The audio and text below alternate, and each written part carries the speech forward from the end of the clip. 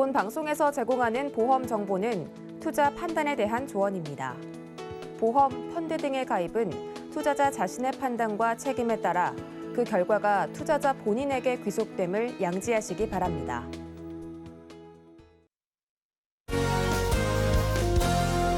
네, 시청자 여러분 안녕하세요. 알기 쉬운 보험 정보로 여러분들의 인생 설계 함께하는 인생 설계 원픽 진행의 김혜연입니다.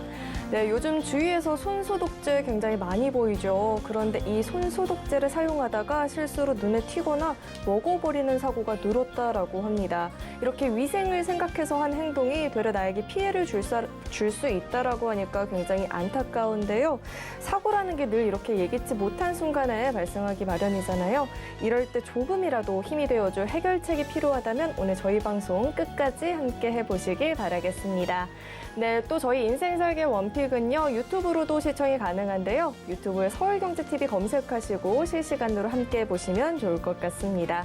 네, 참고로 금일 본 방송에서 제공하는 정보는 투자 판단에 대한 조언일 뿐 해당 보험의 가치와 수익률을 보장하지는 않습니다. 또 서울경제TV와 서울경제신문은 당사의 브랜드입니다. 서울경제증권TV와는 무관하다는 점도 꼭 유의해 주시길 바라겠습니다. 네, 그럼 인생설계 원픽 본격적으로 출발해 볼 텐데요. 오늘 저희가 준비한 첫 번째 코너 생생 라이브 팁 시간이죠. 오늘은 진원용 전문가님과 함께 해보도록 하겠습니다. 네, 전문가님 어서 오세요. 네, 안녕하세요. 네, 오늘 진원용 전문가님께서는요, 혈관질환 담보 앞 이 특정의 의미는 이라는 주제로 강의를 준비해 주셨다라고 해요. 국내 사망 원인을 살펴보면 늘 3, 4위를 차지하는 게 또 혈관 질환인데 어떤 이야기가 있는지 지금 바로 만나보겠습니다. 네, 안녕하세요. 진원용 전문가입니다. 오늘은 아무리 말씀드려도 이제 지나치지 않은 담보죠. 바로 혈관질환 진단비에 대해서 설명드리려고 하는데 우리가 뇌혈관질환 진단비 그리고 허혈성 심장질환 진단비 이 혈관질환 진단비를 말씀을 드릴 때 항상 저희가 강조를 하는 게 보장 범위가 넓어야 한다. 이런 것들을 항상 저희가 강조를 하고 있습니다. 그래서 뇌혈관질환 진단비에 대해서 한번 살펴보도록 하겠습니다. 뇌혈관 질환 진단비의 종류를 보면 먼저 뇌출혈 진단비, 그리고 뇌졸중 진단비, 그리고 많이 알고 계시는 뇌혈관 질환 진단비 이렇게 세 가지를 보통 저희가 많이 설명을 드리는데 각각의 담보에 대해서 간단하게만 제가 한번 설명을 드려보면 뇌출혈 진단비는 보시면은 세 가지에 대해서만 보장을 해주는데요. 예, 혈관 질환 분류표를 보면은 이제 좀 제목은 약간 어려울 수 있지만 쉽게 말씀을 드리면 뇌혈관이 실제로 터져서 출혈이 생겼을 때 보장을 해주는 담보이고요. 그리고 뇌졸중 진단비를 가입을 하시게 되면 뇌출혈 진단비에 터진 것과 그리고 뇌졸중 진단비에 들어가 있는 이 뇌경색까지 보장을 해서 뇌졸중 진단비 한 가지만 가입을 하더라도 뇌출혈을 포함을 해서 뇌혈관이 터져도 보장을 해주고 그리고 막혀도 보장을 해주게 됩니다. 그리고 마지막으로 뇌혈관 질환 진단비인데 이 뇌혈관 질환 진단비가 가장 범위가 넓다고 저희가 항상 말씀을 드리고 있습니다. 그 이유가 뭐냐면 뇌혈관 질환 진단비를 가입을 하시게 되면 뇌출혈도 포함을 하고 있고요. 그리고 뇌졸중도 포함을 하고 있는데 터진 것도 보장을 해주고 막힌 것도 보장을 해주는데 뇌혈관 질환 진단비를 가입을 하시게 되면 뇌혈관이 풍선처럼 부풀어 오르거나 아니면 꽈리를 만드는 경우, 꼬불꼬불 기를 만들어서 꽈리를 만드는 경우까지 이제 저희가 보장을 해주게 됩니다. 그래서 뇌혈관 질환 진단비의 보장 내용을 보면 뇌출혈 3가지, 그리고 뇌경색, 그다음에 밑에 보시면 출혈이나 경색중으로 명시되지 않는 뇌중풍,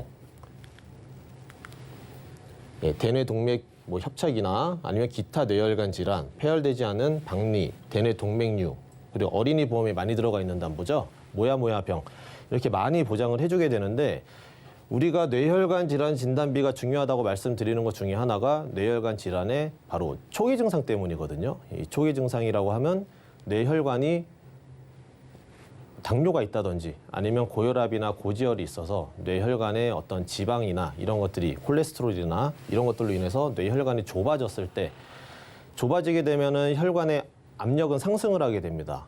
그렇게 되면 이제 고혈압이 유발을 하게 되고 그렇게 됨으로써 혈압이 세지다 보니까 이 혈액이 다른 기를 만든다든지 해서 혈관이 부풀어 오르거나 아니면 꽈리를 만들게 되는데 그 부분이 어디에 들어가 있냐면은 바로 이 기타 뇌혈관 질환에 들어가 있습니다.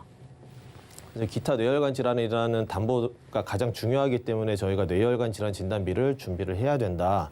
계속 이렇게 말씀을 드리는데 사실 제가 얼마 전에 저희 시청자님 상담을 한번 갔었습니다. 상담을 가서 이제 기존에 가입되어 있는 보험을 한번 분석을 해드렸는데 보장 내용을 보니 뇌혈관 질환 진단비가 가입이 되어 있었는데 뇌혈관 질환 진단비는 가입 금액이 300만 원 이렇게 되어 있고 그리고 조금 생소한 담보죠.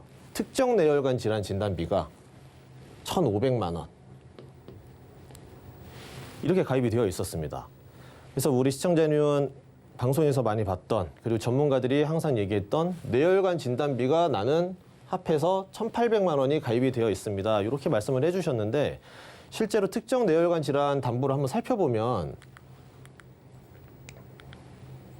네, 뇌출혈, 뇌졸중 전부 다 포함은 하고 있습니다. 뇌경색까지 포함을 하고 있지만 여기서 이제 가장 중요한 담보죠. 바로 기타 뇌혈관 질환이 빠져 있습니다. 그렇기 때문에 특정 뇌혈관 질환 진단비를 가지고 있다면은 내가 두통이 심해서 병원에 가서 MRI나 MRA를 촬영을 했는데 뇌 동맥류로 만약에 진단을 받았을 경우에 특정 뇌혈관 질환 진단비에서는 비용이 보험금이 이제 지급이 되지 않기 때문에 실제로 저희 시청자님이 이대로 만약에 가입을 하고 계셨다면은 1,500만 원은 지급을 받지 못하게 되셨을 거고요. 예, 진단비 300만 원 그리고 수술비는 가입이 안 돼 있으셨기 때문에 진단비 300만 원으로 전부 다 치료 비용을 이제 사용을 하실 수밖에 없는 상황이라 개인적인 이제 비용에 대한 부담이 있을 수밖에 없거든요.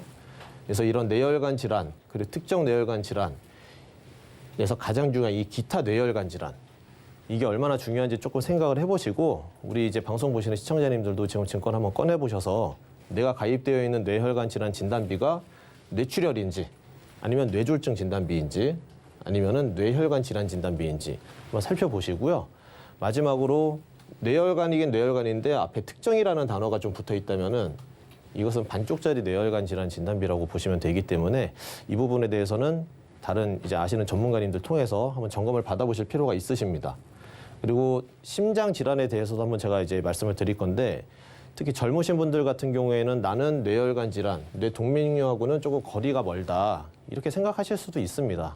근데 사실은 얼마 전이죠. 이제 배우 정의루 씨가 사고로 인해서 뇌 동맥류 진단을 받고 내가 언제 갑자기 죽을지 너무 두렵다 이런 이제 기사가 나왔는데 사실은 이 뇌혈관 질환 진단비를 가입을 해서 초기 증상으로 이제 진단을 받게 되면은 사실은 사망에 대한 위험은 그렇게 크지는 않습니다. 앞으로 꾸준히 약물 계속 이제 잘 복용하시고 치료만 받으시면은 뭐 일반인들하고 똑같이 생활을 하실 수가 있기 때문에 계속 말씀드리는 이 뇌혈관 질환 진단비 특정이 붙어 있지 않는 담보로 꼭 준비를 하셔서 예, 앞으로 혹시 일어날지 모르는 사고에 좀 대비를 잘 하셨으면 좋겠고요. 그다음에 심혈관 질환을 한번 보겠습니다. 네. 심장 혈관에 대한 준비를 만약에 준비를 하신다면은 담보는 많이 알고 계시는 담보죠.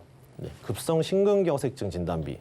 급성 심근경색증은 말 그대로 심장에 관상동맥이라는 큰 동맥이 3개가 있는데요. 그 중에 한 개가 막히면은 심근경색이라고 합니다. 이제 심근경색 진단을 받게 되면은 보통 이제 가슴에 극심한 통증과 함께 병원에서 가서 빨리 막힌 이제 이 혈관을 뚫어주게 되는데 심장 질환도 마찬가지죠. 막히기 전에 좁아집니다. 예, 이 좁아진 상태를 우리가 협심증이라고 많이 부르는데 협심증이 여기에 이제 들어가게 됩니다. 그래서 허혈성 심장질환 진단비를 꼭 준비를 해야 되는 이유도 바로 이 협심증 때문인데 특정이라는 단어가 앞에 이렇게 붙어버리게 되면은 이 많은 보장 내용 중에 협심증이 빠지게 됩니다. 그러면은 여기 뭐 불안정 협심증, 연출 기저귀는 협심증, 심근경색증 이런 여러 가지가 있지만 실제로 허혈성 심장질환 진단비를 가입을 하는 이유는 협심증을 가입을 하기 위함인데 협심증이 얼마나 많이 걸리느냐 이런 것들이 또 중요하고 또 궁금하실 수 있거든요. 근데 협심증 같은 경우에는 뒤에 잠깐 보시면은 허혈성 심장질환 환자 중 75%가 협심증 환자입니다. 그래서 허혈성 심장질환 연도별 환자 수만 봐도 2003년부터 2010년 이제 과거 자료이긴 하지만 꾸준하게 이제 2배 이상, 10년간 2배 이상 이제 올랐고요. 다른 나머지 담보들도 한번 살펴보시게 되면은 특정 허혈성에는 협심증도 빠져 있고 기타 허혈성 심장 질환, 만성 허혈성 심장병 이런 것들이 빠져 있는데 이 허혈이라는 단어가 뭐냐면은 혈액 공급이 원활하게 되지 않는 상태를 이제 저희가 허혈이라고 보통 이제 설명을 드리고 있습니다. 근데 이제 보시는 시청자님들 대부분이 이제 연세가 있으신 분들 같은 경우에는 제가 이제 시청자님을 찾아뵈도 대부분은 고혈압, 고지혈, 당뇨 셋 중에 한 가지의 약은 꼭 드시고 계시기 때문에 이 세 가지의 한 가지의 약을 드시고 계시다면 이 혈관 질환에 대한 진단비는 준비를 꼭 잘 하셔야 됩니다. 그리고 더 중요한 것들은 이 허혈성 심장질환 진단비나 아니면 앞서서 설명드렸던 뇌혈관 질환 진단비 이 진단비들은 최초 1회만 지급을 하기 때문에 이 혈관은 한 개가 아니죠. 심장의 관상동맥은 3개가 있고 뇌혈관은 굉장히 많기 때문에 한 곳에서 진단을 받고 어떤 스텐트 삽입이나 코일색전술을 수술을 받았다고 하더라도 다른 또 혈관에서 어떤 또 막힌다든지 부풀어 오른다든지 하게 되면은 그 이후에는 진단비에서는 지급이 되지 않기 때문에 반복해서 받을 수 있는 뇌혈관 질환 수술비 그리고 허혈성 심장 질환 수술비 이런 것들도 꼭 준비를 하셨으면 좋겠고요. 그리고 여기에 지금 나와 있지는 않지만 최근에는 허혈성 심장 질환 진단비보다 범위가 훨씬 더 넓은 심장 질환 진단비라는 것도 출시를 했습니다. 이 허혈이라는 이 혈관에 대한 내용보다는 이 허혈성 심장 질환비 진단비를 이제 포함을 해서 실제 이제 심장 근육에 대한 문제죠. 예를 들면은 뭐 급성 심근염이라든지 아니면은 심부전, 부정맥 이런 심장 질환에 대해서는 또 부정맥도 굉장히 진단율이 높기 때문에 이런 것들까지 준비를 할 수 있는 또 심장 질환 진단비까지 준비를 하셔도 훨씬 더 좋을 것 같은데 하지만 이제 범위가 넓고 범위가 훨씬 더 넓기 때문에 연령별로 가입을 할 수 있는 한도도 어느 정도 차이는 있고요. 그리고 보험회사 입장에서도 손해율이라는 게 있기 때문에 가입을 할 수 있는 한도도 높지는 않습니다. 더욱이 부정맥 같은 경우에는 발병률이 굉장히 높기 때문에 보험회사에서는 계속해서 줄이고 있는 중이기 때문에 혹시 가족분들 중에 관련된 가족력이 만약에 있으시다면은 관련된 심장질환 진단비 또는 이런 혈관에 대한 허혈성이나 뇌혈관 질환 진단비 그리고 반복해서 받을 수 있는 뇌혈관 질환 수술비 그리고 허혈성 심장 질환 수술비 이런 것까지 준비를 다 같이 하시면은 앞으로 내가 어떤 약을 먹더라도 무슨 일이 생겼을 때 병원에 가면 내가 돈을 낸 만큼 보상을 제대로 받으실 수 있는 담보니까 그 부분 꼭 유의하셔갖고 준비를 좀 잘하기를 바라는 마음으로 제가 이렇게 오늘 혈관 질환에 대한 준비를 하도록 하였습니다. 이제 오늘 제 강의는 여기서 마치도록 하겠습니다. 네, 혈관 질환의 종류를 대충 알아봤는데 대충만 봐도 197개 정도 이렇게 있더라고요. 이렇게 많은 것들 중에서 어떤 것들을 잡고 가야 될지 좋은 길잡이가 되어주신 것 같은데 오늘 이렇게 좋은 강의 준비해주신 우리 진원용 전문가님과는 여기서 인사드리도록 하겠습니다. 네, 오늘 말씀 고맙습니다. 네, 감사합니다. 네, 오늘의 강의 내용 핵심만 모아서 정리해봤으니까요. 화면으로 확인해 보시죠.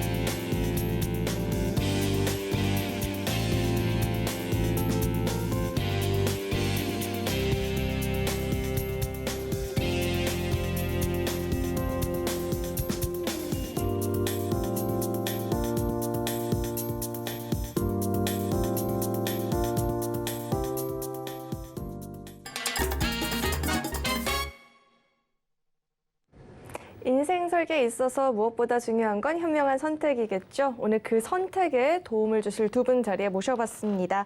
진동균 전문가님 그리고 김동희 전문가님 자리에 나와 계십니다. 네, 두 분 어서 오세요. 안녕하세요. 안녕하세요.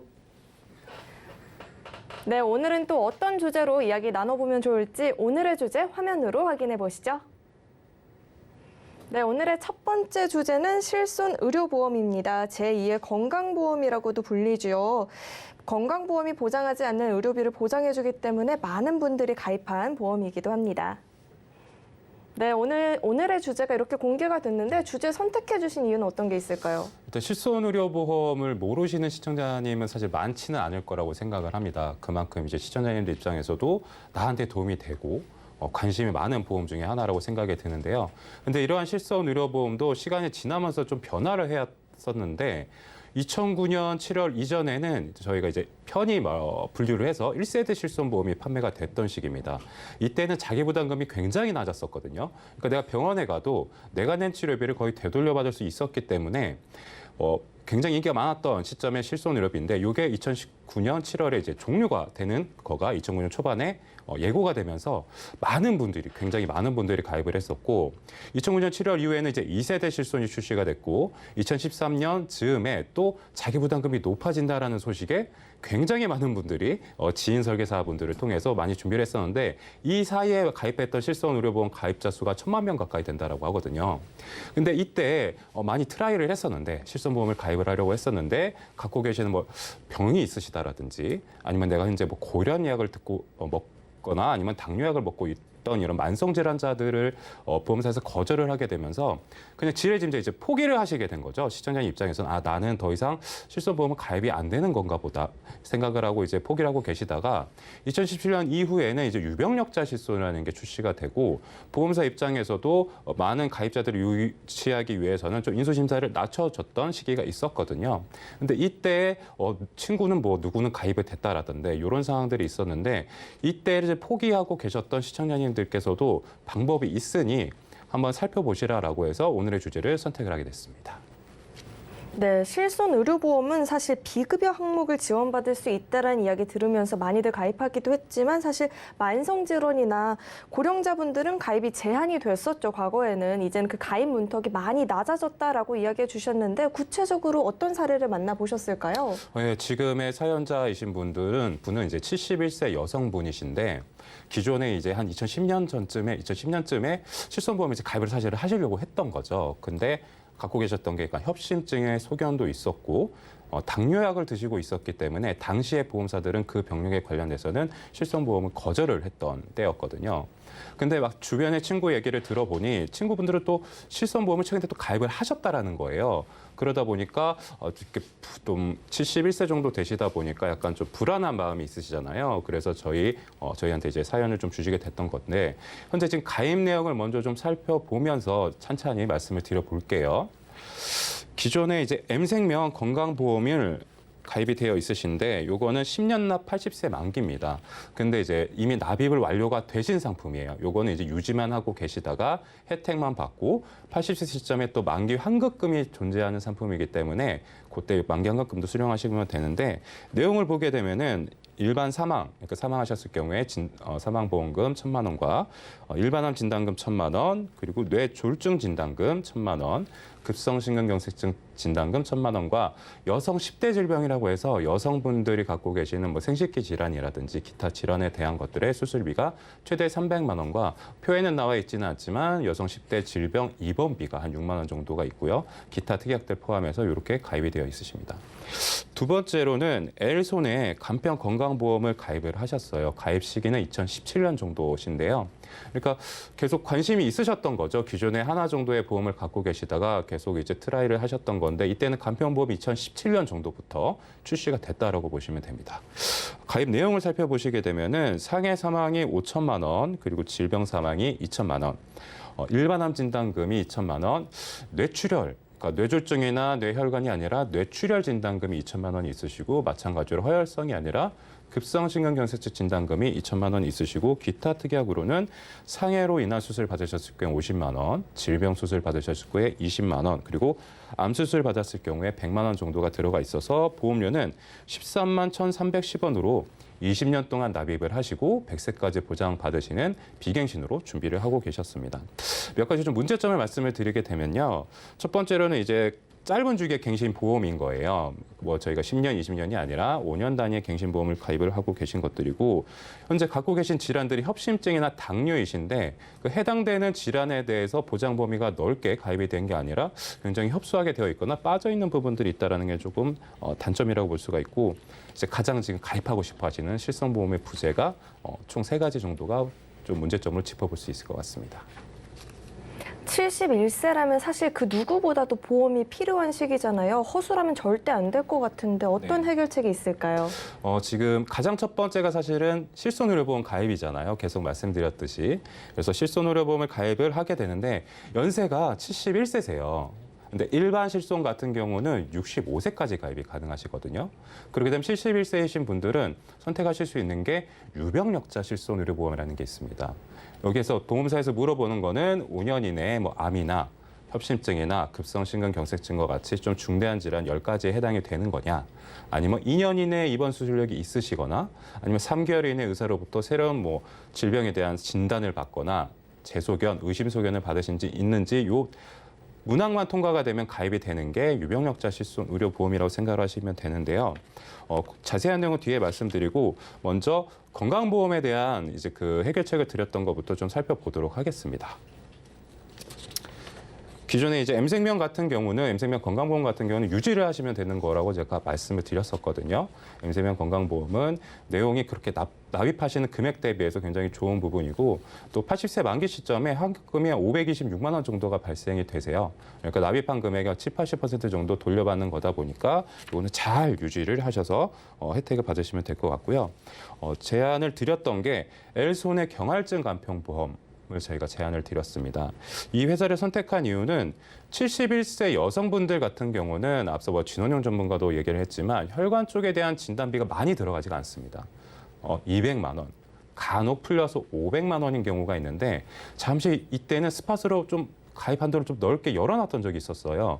그래서 가입 내용을 보면은 일반암 진단금 2천만 원과 그리고 유사암 진단금, 뭐 갑상선암, 기타 피부암, 제자리암, 경계성 종양 이 4가지가 포함이 되는 게 1,000만 원 정도 가입을 도와드렸고, 그다음에 뇌혈관 질환 진단금 이게 1,000만 원, 허혈성 심장 질환 진단금 1,000만 원에서 진단금 플랜 형식으로 준비를 해드렸고, 만기는 100세 만기보다는 좀 연령을 고려를 해서 20년나 90세 만기 정도 보험료도 사실은 좀 부담이 될 수가 있거든요. 100세 만기로 하게 되면.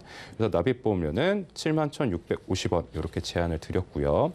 두 번째로 진단금은 준비를 했는데 기타 수술비도 저희가 중요하다고 늘 말씀을 드렸잖아요. 그래서 선택한 곳은 K손해의 경할증 간평보험을 저희가 선택해 드렸습니다. 주요 내용으로 봤을 때는 아까 뇌혈관 진단비 말고 뇌혈관 쪽에 수술을 받으셨을 경우에 1,000만 원, 그리고 심장 쪽 관련돼서 이거는 좀 심장질환 수술비라고 하는 건데 허혈성을 포함한 심장, 뭐 부정맥이라든지 아까 뭐 심부전증이라든지 이런 심장 염증과 관련된 수술을 받으셔도 포함이 되어 있는 수술비 1,000만 원. 그리고 기본이 되는 수술비가 사실은 필요해요. 방금 말씀드린 거는 뇌혈관 쪽이나 심장 쪽에 관련된 수술비고 상해로 인한 수술 받으셨을 경우에 50만 원, 질병 수술 받으셨을 경우에 20만 원에다가 추가적으로 질병으로 인해서 수술을 받으실 수 있는 좀 연령대세요. 그래서 상해 아까 질병 종수술비 최대 500만 원까지에다가 응급실 가실 일이 있으실 수가 있거든요. 갑자기 밤에. 그랬을 때 응급실 내원비 크게는 아니지만 2만 원 정도, 기타 특약으로는 뭐 항암 방사선 약물 치료비 200만 원, 그리고 요즘 이슈가 되고 있는 표적 항암 약물 치료비 3천만 원.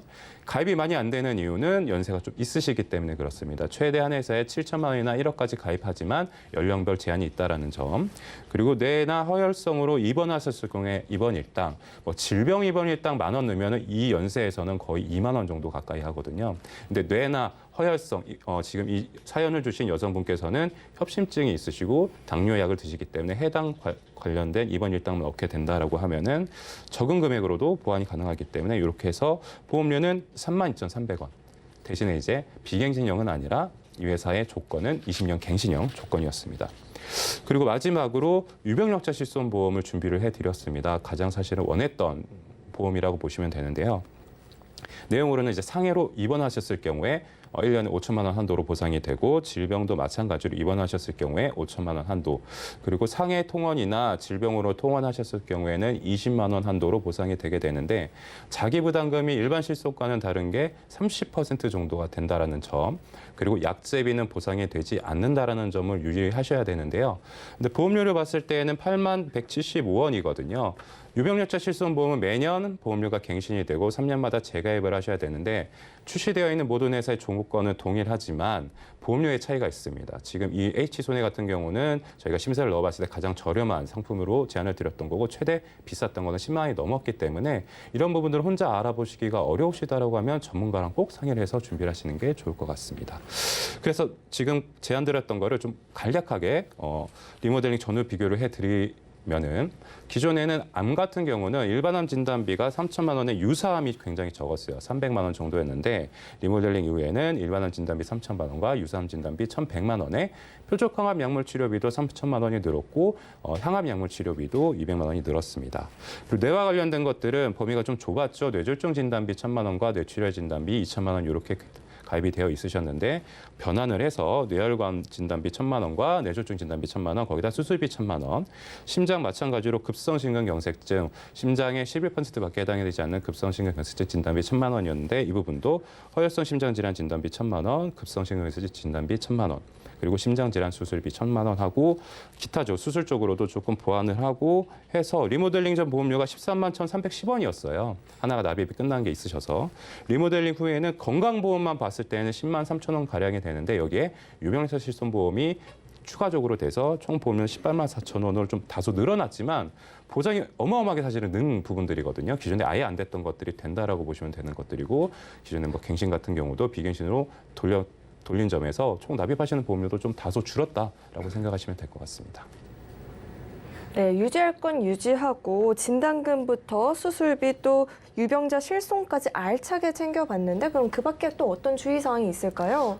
가입하실 때 주의하실 점들은 일단은 내가 갖고 있는 것들에 대해서 고지를 잘 하셔야 돼요. 시청자님들께서 내가 이 부분을 이 정도는 괜찮겠지라고 하는 것들이 보험사에서는 이런 부분을 굉장히 좀 나중에 가입하실 때는 문제를 삼지는 않지만 보험금을 청구를 하셨을 때 문제를 삼는 경우들이 굉장히 많습니다. 그렇게 되면 내가 냈던 보험료를 돌려받으면 그나마 나은데 그렇지 않고 되돌려받지 못하고 해지를 당하는 경우들도 있기 때문에 만약에 뭐 병력이 기존에 갔다 오신 게 있다라고 하시면 전문가나 아니면 주변에 계시는 설계사님한테 있는 그대로 말씀을 드리고 거기에 맞는 상품들을 저희가 추천을 해드리면 되는 것들이거든요. 그래서 이런 고지사항과 관련된 것들을 임의대로 누락을 하지 마시고 말씀을 드리고 거기에 맞는 상품을 가입을 하시는 게 좋을 것 같습니다. 네, 가입 시 주의사항까지 들어봤습니다. 유병자를 위한 실손 의료보험으로 만약의 경우를 대비한 전략까지 살펴봤는데요. 도움이 많이 되셨길 바라겠고요. 참고로 본 방송에서 제공했던 정보는 투자 판단에 대한 조언이지 해당 보험의 가치와 수익률 보장하지는 않는다는 점도 꼭 참고해 주시길 바라겠습니다. 네, 그럼 이어서 이야기 나눠볼 주제는 어떤 게 있는지 두 번째 주제도 화면으로 확인해 보시죠. 50대 보험 전략입니다. 인생의 반환점인 50대라면 그동안의 전략과 또 앞으로의 계획의 점검이 필요할 텐데 어떤 이야기가 있는지 지금 바로 확인해 보도록 하겠습니다. 네, 전문가님 오늘 주제 선택해 주신 이유는 어떤 게 있을까요? 네, 일단은 우선 가장 관심도가 높은 시기일 것 같아요. 보험에 대한 가장 관심도가 높은 시기이고 간간히 이제 실손보험에 대해서 이제 보험금을 사서 쓰는 부분은 있겠지만 이상 증세들이 조금씩 나타나다 보니까 아무래도 내가 지금 현재 가입하고 있는 보험이 제대로 돼 있는 것인지에 대한 궁금증이 가장 많은 시기이기도 합니다. 그래서 일단은 이 시기에 가장 잘 점검을 해두면은 평생 동안 보험에 대해서 걱정하실 필요가 없으실 텐데 그 시기를 안 놓치셨으면 좋겠습니다. 네, 50대라면 몸의 변화도 분명 있겠지만 이 시기가 그동안 납부했던 보험이 이제 빛을 발하는 시기가 아닌가라는 생각도 드는데 네. 구체적으로 어떤 사례가 있었을까요? 사례를 좀 말씀드리자면요. 만 50세 남성분이시고 미혼이십니다. 그리고 귀중품 가게를 운영하고 계신데 제가 상담을 하다 보니까 느낀 거는 이분께서는 그 추후에 이제 자녀에 대한 계획도 따로 없으시고 일단 일을 계속 하시면서 혹시라도 내가 아팠을 때 다른 비용 필요 없이 이제 병원에서 나오는 비용에 대해서 보험으로 처리할 수 있었으면 좋겠다라는 얘기를 좀 들었습니다. 자료를 한번 보실까요? 네.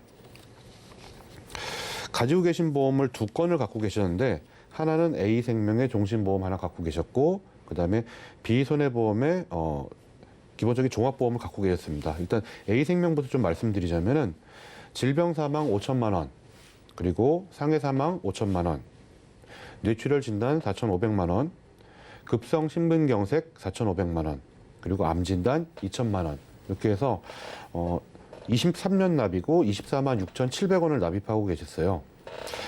그리고 그 뒤에 이제 비손보 같은 경우에는 질병 사망 2천만 원, 그다음에 뇌졸중 진단 1,000만 원, 급성 심근경색 진단 1,000만 원, 질병 입동원 연간 5천만 원, 하루 25만 원, 상해도 마찬가지로 연간 5천만 원, 하루 25만 원 이렇게 돼 있고 납입 보험료는 98,231원, 20년 납입 100세 만기로 돼 있었습니다. 일단은 지금 현재 아까 A생명 잠깐 좀 보시면요.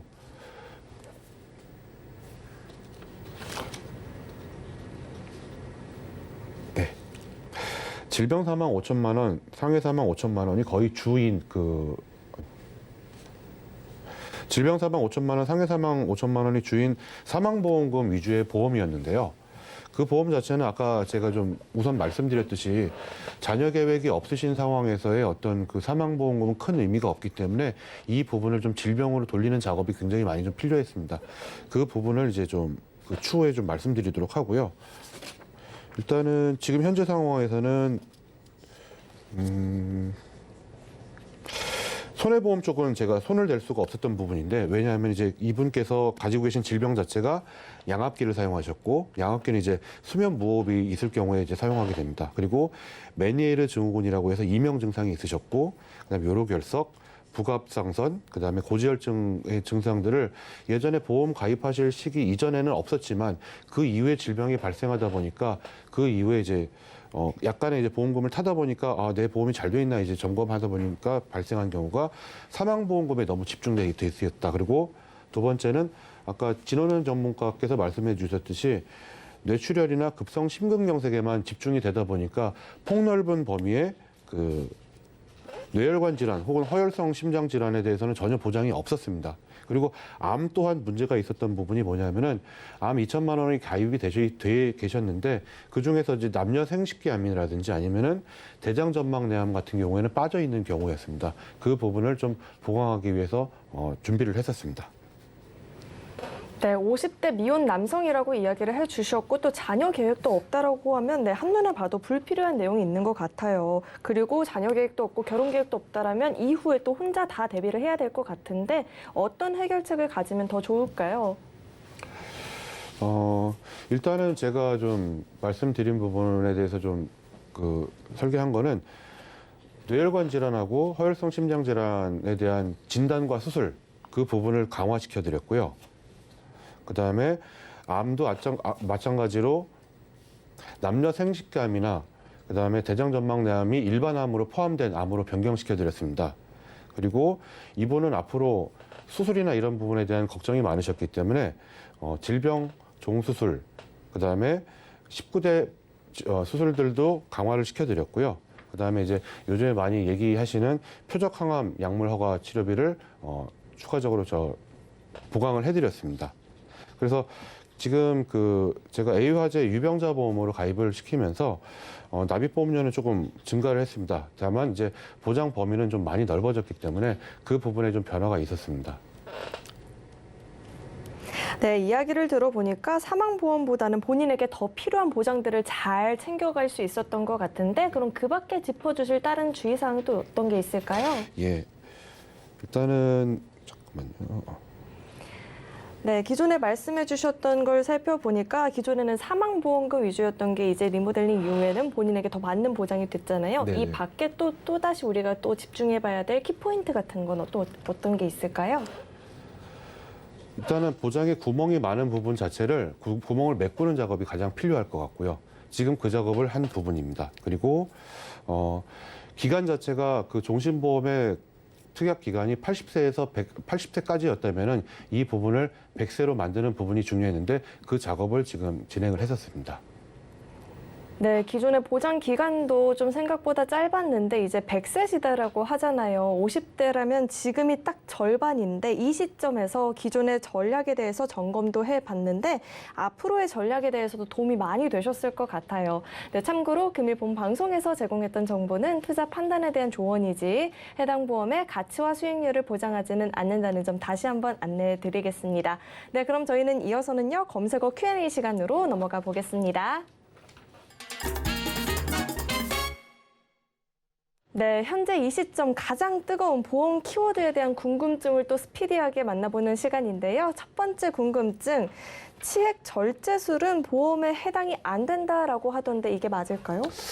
이게 지금 말씀드리면 이게 치액이나 치질과 같은 부분들은 많이 갖고 계시잖아요. 이제 다빈도 질병 수술, 한국에서 많이 받는 수술 중에 2위에 해당되는 게 사실은 치질과 관련된 수술이거든요. 근데 2위에 해당이 된다라고 하는 것들은 결국은 보험사 입장에서는 어떻게 될까요? 자주 이제 보장을 해줘야 그렇죠. 되니까. 네, 보험사 입장에서 자주 수술비가 지급이 돼야지만 하는 수술비라고 보시면 될 것 같습니다. 따라서 2009년 7월 이전에 가입하신 1세대 실손을 가입하셨던 분들은 이제 치질과 관련된 수술에 대해서 보장이 가능한데 단 여기서 좀 유의하셔야 될 점이 급여 항목에 대해서만 보상이 된다라고 생각을 하시면 될 것 같습니다. 비급여는 해당이 안 되는데 급여 항목 보상이 된다. 근데 치질과 관련된 수술 같은 경우는 포괄수가제에 포함이 되게 됩니다. 나라에서 정하는 몇 가지 의료 행위들을 한 가지로 묶어서 그냥 일률적으로 금액을 매겨서 한다라고 생각하시면 되는데 이게 바로 급여 항목이거든요. 따라서 이제 대부분의 치질 2009년 이전 것들은 실손을 갖고 계시다라고 하시면 좀 해당이 되실 수 있다라고 생각을 하시면 되고 실손 말고 수술비로 난 더 받고 싶다라고 하시는 분들도 계실 거예요. 실손은 이제 내가 낸 치료비에 일부를 보존받는 형식이기 때문에 그런데 수술비 같은 경우는 크게 이제 생명보험사의 종수술비가 있고요. 손해보험사의 치질 같은 경우는 질병이다 보니까 질병수술비에 해당이 될 겁니다. 먼저 결론부터 말씀드리면 종수술비 생명사 약관을 따르는 종수술비에서는 일종에 해당되는 수술비를 받으실 수 있다라고 생각을 하시면 될 것 같아요. 2010년 초반 이전 것들에 대해서는 종수술비가 1종에서 3종까지 분류가 됐었거든요. 현재는 뭐 1종에서 5종, 1종에서 7종, 1종에서 8종까지 이렇게 다분화되어 있지만 예전 것들은 1종에서 3종인데 이때 상품의 좋은 점은 1종에 대한 가입 금액이 굉장히 높았다라는 점입니다. 최대 50만 원까지 지급을 하는 상품도 있었거든요. 근데 현재는 1종에 대한 수술은 대부분 20만 원 정도 혹은 30만 원 정도만 지급을 하게 되는데 만약에 내가 예전 생명보험사 상품에 건강보험 상품에 종수술비가 있다라고 하면은 50만 원을 받으실 수가 있는 거예요.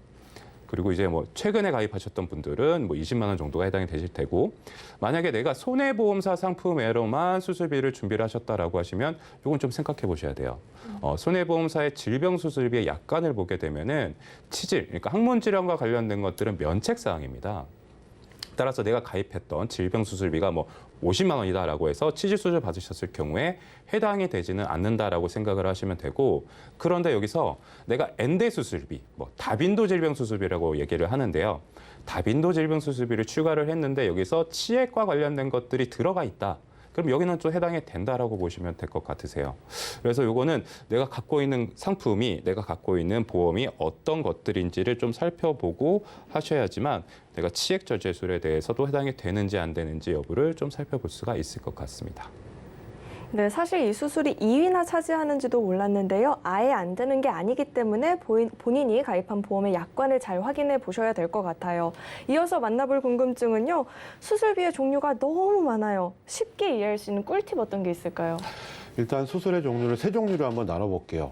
수술과 종수술과 특정수술로 나눌게요. 그리고 기본적으로 아까 먼저 말씀드렸던 수술 부분은 상해 수술과 질병 수술로 나눌게요. 그거까지만 좀 보시면은 일단은 수술이라는 거는 무조건 수술이 발생하게 되면 지급되는 부분이다 보니까 가입 금액이 좀 낮은 편이고요. 그다음에 종수술이라고 하는 부분은 보통 예전에는 1종에서 3종, 그다음에 최근에는 1종에서 5종 혹은 1종에서 7종까지 이렇게 나뉘어져 있어서 그 수술의 레벨에 따라 차등을 주고 이제 지급하는 형태로 보시면 됩니다. 그리고 특정 수술이라는 부분은 이렇게 보시면 될 것 같아요. 암 수술 같은 경우에는 암 수술할 때 지급한다. 그다음에 백대 수술이라고 얘기하는 부분들은 보험회사에서 설정한 100대 항목 자체에 그 해당 사항이 있으면 지급한다. 이렇게 보시면 되고요. 지금 말씀드린 세 가지 수술 종류에 따라서 혹시라도 내가 병원에 갔을 때 이 종류가 모두 다 나한테 해당된다 싶으면은 전부 다 받을 수 있는 그런 수술이라고 보시면 될 것 같습니다. 제가 조금 더 첨언을 하자면 네. 일단은 시청자님들에서 입장에서는 좀 쉬워야 돼요, 사실은. 맞아요. 그렇죠? 예. 일단은 수술비라는 앞에 단어가 하나씩 더 붙게 되면은 범위가 좀 좁아진다라고 생각을 하셔야 돼요. 예를 들어 아까 상해 수술비, 다쳐서 받는 수술 거의 다 포함이 된다라고 보시면 되고요. 질병 수술비. 질병으로 인한 수술을 받았을 때는 대부분 해당이 된다라고 보시면 돼요. 근데 내가 갖고 있는 보험의 증권에 보면은 특정 수술비, 아니면 뭐 여성 질환 수술비, 아니면 성인병 질환 수술비, 이렇게 수술비 앞에 단어가 몇 가지가 붙게 되면 약관에 정해진 몇 가지 수술비들만 지급을 하게 된다라고 생각을 생각을 하시면 되거든요. 따라서 기본적인 게 상해 수술비, 질병 수술비라고 보시면 되고요. 여기에 내가 좀 부족하다, 이거 좀 적은 것 같다 싶으면은 상황에 맞춰서 뭐 상해나 질병에 관련된 종수술비를 추가를 하시면 되고, 이것도 내가 종수술비가 무조건 다 되는 건 사실 또 아니에요. 많은 것들이 포함이 되어 있지만 빠져 있는 부분들도 있거든요. 여기에 대한 보완까지 나는 완벽하게 하고 싶다. 이렇게 하게 되면은 손해보험사나 아니면 생명보험사에서 파는 다빈도 질병 수술비를 가입을 하시면 되세요. 근데 여기 보험사마다 가지수가 많이 달라요. 뭐 100가지 정도만 하는 데도 있고 140개를 넘게 하는 데도 있기 때문에 이런 부분들이 또 가지수가 많기 때문에 시청자님 입장에서는 이 부분을 또 개인적으로 하시기가 좀 어려우실 거예요. 뭐 인터넷에서 찾아보고 가입하시기가 어려우실 수가 있기 때문에 만약에 내가 현재 기왕력이 있으시거나 아니면 뭐 가족력이 있으시거나 내가 이런 수술을 조금 받을 수 있을 확률이 좀 높다라고 생각이 드시면은 자세한 부분은 저희 서울경제 전문가와 함께 좀 상의를 하셔서 준비를 하시는 게 좋을 것 같습니다. 사실은 그 앞에 붙는 한 글자 한 글자 때문에 어렵게 느껴졌던 건데 그래도 두 분 덕분에 잘 정리가 된 것 같아요.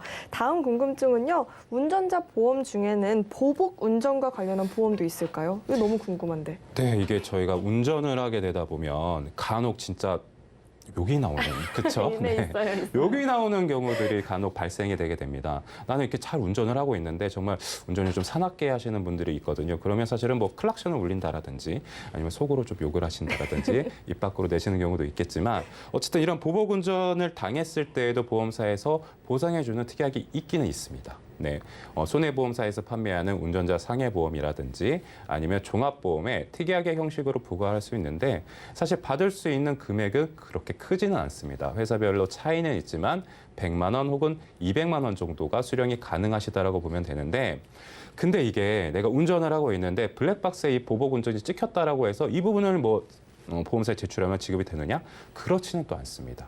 그런 경우가 아니라 이 보복 운전에 대해서 보상을 해주는 경우는 경찰에 신고를 하거나 뭐 고소를 하거나 어쨌든 검찰에 기소가 돼서 이 사람이 보복 운전했다라는 검찰의 판정이 있어야 되는 거예요. 그 혐의가 상대방이 보복 운전을 진짜 했구나라는 이제 검찰의 그런 이제 판결이 있어야지만 지급이 된다라는 점을 조금 생각을 하셔야 되는 부분 중에 하나고 또 하나 더 유의하셔야 될 점은 그러면 안 되는데 또 차를 따라가서 앞을 가로막고 내려서 서로 삿대질을 하는 경우가 있을 수도 있습니다. 그리고 최악의 경우에는 서로 폭행에 가는 경우도 있을 텐데 이런 부분들, 쌍방에 대한 부분들, 쌍방 폭행이라든지 아니면 서로에 대한 과실이 다 잡혀 있다라든지 이런 부분들은 이제 또 약관에서는 면책사항에 해당이 되기 때문에 이런 부분들을 좀 생각을 하시고 뭐 보복운전 피해를 따로 가입하시려고 운전자 보험을 바꾸거나 하실 필요는 사실은 없으실 것 같아요. 근데 만약에 내가 지금 갖고 있는 운전자 보험이 뭐 2017년 이전 거라든지 아니면 뭐 형사합의 지원금이라든지 변호사 선임 비용이라든지 벌금이라든지 기타 내가 다른 것들이 가입되어 있는 게 좀 약하다라고 생각이 들어서 좀 변화를 주고 싶다라고 했을 때에는 뭐 자차로 운전하시는 분들이 이제 뭐 출퇴근하시는 분들이 있으시잖아요. 뭐 그 기간이 뭐 굉장히 뭐 한 2시간 이상이라든지 아니면 좀 지방을 자주 왔다 갔다 하시는 분이라든지 아니면 직업을 이제 운전 쪽으로 하시는 분들도 계시잖아요. 이런 분들은 이제 추가하시는 게 좋지만 일반적으로 단거리 운전이나 뭐 동네 왔다 갔다 하시는 정도라고 하시면은 이 부분은 사실 추천드리진 않는 특약 중에 하나이기는 합니다. 저는 사실 운전 경력이 그렇게 길지는 않은데 말씀해 주셨던 상황을 다 목격한 경험은 있는 것 같아요. 관련한 보험도 있다라는 점 알고 계시면 좋을 것 같고요. 다음 질문은요. 갱신형 보험은 몇 세까지 납입하는 보험인지 궁금합니다. 저도 이 궁금증이 있어요. 네네. 보통 갱신형 보험 상담을 하는 경우가 많은데 납입 기간이 5년이다 혹은 10년이라고 해서 그 10년만 납입하고 평생 이제 보장을 받거나 이런 부분으로 오해하시는 부분이 있어서 좀 말씀드릴게요. 일단 몇 년 갱신이라는 거는 3년 혹은 5년 혹은 10년으로 돼 있어서 그 갱신 기간 동안 납입을 하고 끝나는 게 아니라 납입이 끝나는 그 시점에 다시 보험료를 재산정을 해서 그 앞으로 차후 10년 혹은 15년 후에 그 보험료 자체를 산정하는 부분이기 때문에 그때 납입 기간이 끝나는 부분이 아니라 더 지속된다는 얘기입니다. 결국에는 이렇게 이해하시면 좋을 것 같아요. 보장받는 기간 동안 평생 납입해야 되는 부분 자체가 그 갱신형 보험이라고 보시면 될 것 같습니다. 그렇기 때문에 기본적으로 이제 오해하실 수 있는 부분이 그런 부분이었는데 일단은 초기에는 굉장히 그 낮게 보험료가 설정이 되기 때문에 저렴하게 갈 수는 있지만 50대가 넘어가는 시점부터는 굉장히 곡선이 가파르게 올라가기 때문에 그 부분에서 감당을 못 하시고 유지를 못 하시거나 이런 케이스들이 굉장히 많거든요. 그런 부분이 있다 보니까 실질적으로 최소한의 실손보험, 갱신보험은 최소한의 그 보험을 갖고 계시는 게 맞습니다. 어쩔 수 없이 가져갈 수 있는 특약들은 갱신형으로밖에 설계 안 된 부분이 있기 때문에 그거는 그대로 가져가시되 다만 되도록이면 줄이셔서 나중 그 보험을 가져가시는 게 가장 유리할 것 같다고 좀 말씀드리고 싶습니다. 예. 네, 갱신형 보험이라고 하면은 저는 딱 몇 살까지 이렇게 알았는데 그게 아니라 그때그때 계속 보험료가 변하는 걸 뜻하는 것 같은데 사실 변한다는 건 계속 오른다는 거라는 의미 같기도 하는데 또 어떤 첨언을 덧붙일 수 있을까요? 일단 갱신형이라고 하는 보험이 사실 저희가 뭐 방송에서는 좀 가능하시면은 이제 좀 안 했으면 좋겠다라는 말씀을 드리는 네. 것들이 사실은 이게 정기납 일단 너무 길잖아요. 10년, 20년도 사실은 길잖아요. 근데 만약에 지금 40세, 50세이신 분들 같은 경우는 50년, 60년을 더 납입을 하셔야 되는 부분들. 결국은 보험이라는 거는 내가 한 70세 이후부터 사실은 굉장히 필요하실 수가 있는 것들인데 갱신형 보험은 결국 그 시점, 내가 진짜 보험이 필요한 시점에서는 유지를 못해서 결국은 보험 혜택을 못 보게 되는 결국은 보험회사 좋은 일만 시키는 거잖아요. 그건 계속 보험료만 납입을 하셨으니까요. 이런 부분들 때문에 갱신형 보험은 가능한 비갱신을 뼈대로 잡고 준비를 하시는 게 좋겠다라고 말씀을 드리는 것들인데요. 근데 이런 것들 갱신형 보험이 아주 다 나쁜 건 아니에요, 사실은. 소액으로 이제 큰 효과를 볼 수도 있거든요. 예를 들어 나는 암보험은 너무 잘 되어 있어요. 1억 원 정도도 가입이 되어 있고 뭐 유사암진단비도 잘 가입이 되어 있고 난 너무 튼튼하게 다 준비를 했는데 자꾸 새롭게 추가되는 것들이 있거든요. 뭐 표적항암 치료라든지 아니면 항암 양성자 방사선 치료라든지 항암 세기 방사선 치료라든지 이러한 새롭게 나오는 신담보들 같은 경우는 또 이것 때문에 또 비갱신으로 가입하기는 굉장히 어렵잖아요. 이런 부분들은 그러면 한 10,000원, 20,000원 정도로 최소 보험료로라도 충분히 추가를 하실 수가 있거든요. 그러면 내가 일정 기간 뭐 20년, 30년 정도 기간을 정해두고 이런 걸로도 갱신형 갖고 가는 게 오히려 더 현명한 전략 중에 하나가 될 수도 있을 것 같아요. 네, 비갱신형, 갱신형 뭐 무조건 뭐가 좋다 나쁘다라기보다는 의료 트렌드에 맞게 또 내 상황에 맞게 맞춰가는 게 좋을 것 같다라는 생각이 듭니다. 네, 오늘 이렇게 두 분과 인생 설계 원픽부터 검색어 Q&A까지 궁금증 함께 해결해 봤는데요. 오늘 도움 말씀 주신 두 분과는 여기서 인사드리도록 하겠습니다. 네, 오늘 말씀 고맙습니다. 네, 참고로 금일 본 방송에서 제공했던 정보는 투자 판단에 대한 조언이지 해당 보험의 가치와 수익률을 보장하지는 않는다는 점 꼭 참고해 주시길 바라겠고요. 또 서울경제TV와 서울경제신문은 당사의 브랜드입니다. 서울경제증권TV와는 무관하며 기타 유사 명칭에도 유의해 주시길 바라겠습니다. 네, 오늘 또 저희 인생설계 원픽은요, 서울경제 홈페이지와 또 서울경제TV 유튜브 채널을 통해서도 다시 보기가 가능하니까요. 다시 보시면서 또 놓쳤던 부분들 챙겨가시면 좋을 것 같습니다. 네, 오늘 저희가 준비한 내용은 여기까지고요. 오늘 이 시간까지 저희와 함께 해주신 여러분 고맙습니다.